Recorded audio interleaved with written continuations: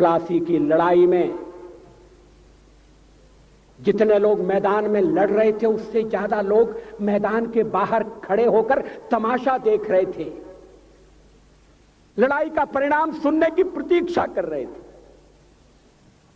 देश के भाग्य का निर्णय होने जा रहा था, मगर उस निर्णय में सारा देश शामिल नहीं था। विदेश मंत्री के नाते मैं अफगानिस्तान गया था।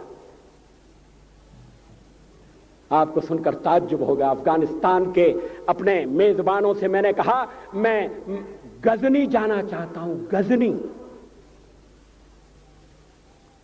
पहले वो मेरी बात उनकी समझ में नहीं आई, कहने लगे गजनी तो कोई टूरिस्ट स्पॉट नहीं है,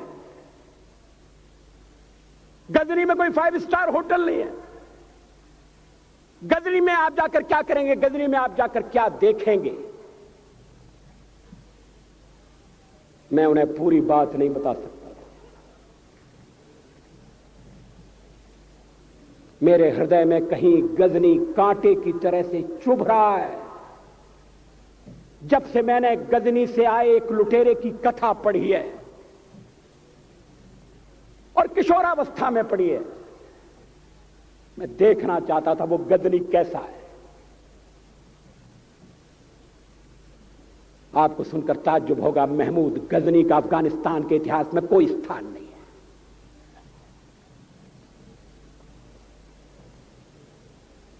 गजनी छोटी सी जगह है, छोटा सा गांव है। कल्पना करिए सैकड़ों साल पहले वहां धूल उड़ती थी, झोंपड़ियां थी, मगर एक लुटेरा लुटेरों को इकट्ठा करता हुआ सोने की चिड़िया को लूटने के लिए चला आया। आपस की फूट से जो राजा है वो लड़ेगा, जो क्षत्रिय है वो लड़ेगा। हमने समाज के बहुत बड़े वर्ग को लड़ने के अधिकार से वंचित कर दिया। हमने उन्हें हथियार नहीं उठाने दिए। मार्शल नॉन मार्शल के आधार पर हमने समाज को बांट दिया। वो लुटेरा सोमनाथ के मंदिर तक चला गया। पुजारी देखते रहे। मंदिर की पूजा भक्तों को करना पड़ती है। मंदिर तो एक प्रेरणा का केंद्र है।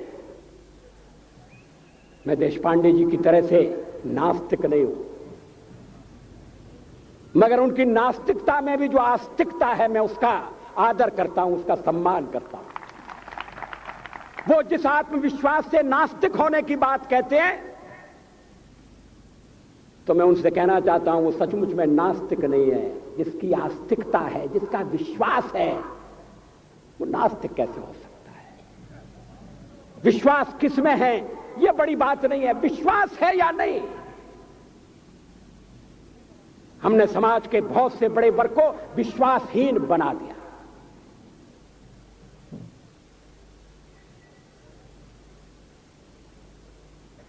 लोगों ने हथियार नहीं उठाए, वेद पढ़ने के दरवाजे बंद कर दिए। इसलिए हम पादाक्रांत हुए। अफगानिस्तान में मैंने एक बात और देखी। मुझे जिस होटल में ठहराया गया उसका नाम था कनिष्क। अफगानिस्तान एक मुस्लिम देश है। मुझे बड़ा ताज्जुब हुआ। मैंने कहा कनिष्क यहां कहां से आया? तो मेरे साथ अफगानिस्तान के विदेश मंत्री थे। मैंने कहा कनिष्क आपका कौन लगता है? कनिष्क से आपका क्या संबंध है? कहने लगे कनिष्क हमारा पूर्वज है, कनिष्क हमारा पुरखा है। He was one of our forefathers। मैंने कहा तब तो हमारे आपके पुरखे एक हैं। अफगानिस्तान के लोगों ने उपासना पद्धति बदली है, संस्कृति नहीं बदली। आज के भारत के परिवेश में यह सुनने के बाद थोड़ा विचित्र लगता है। हमारे यहां तो धर्मांतरण के साथ राष्ट्रांतरण होता है, ऐसा दृश्य दिखाई देता है। पड़ोसी देशों में ऐसा नहीं हुआ। अभी राम जन्मभूमि का मामला चल रहा है।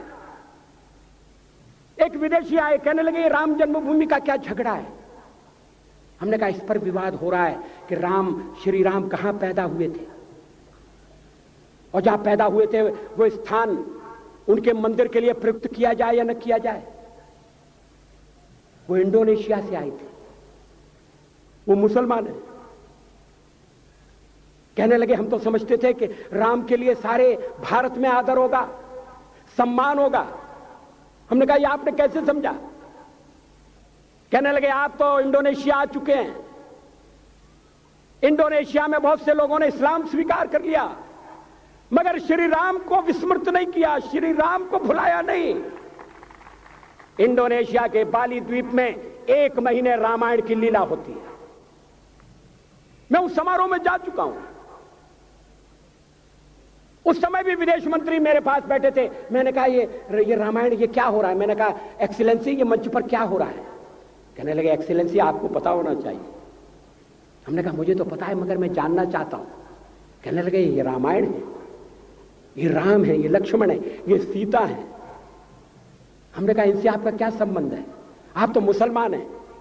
कहने लगे हमारा संबंध बहुत पुराना है, हमारा तब का संबंध है जब हम मुसलमान नहीं हुए थे। थाईलैंड की राजधानी अयोध्या कही जाती है। थाईलैंड के राजा को आज भी राम कहा जाता है।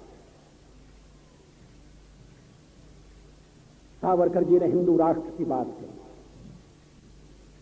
हिम्मत के साथ।